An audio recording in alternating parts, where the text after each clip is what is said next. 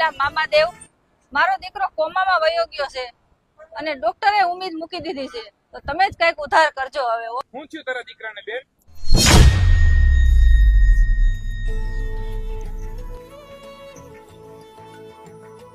તમે કોણ હો ભાઈ, અને આયા શું કરો છો? હું તો અહીંયા જ બેઠો હોય, કેમ તારે પાછું આવવું પડ્યું? પાછી એવી?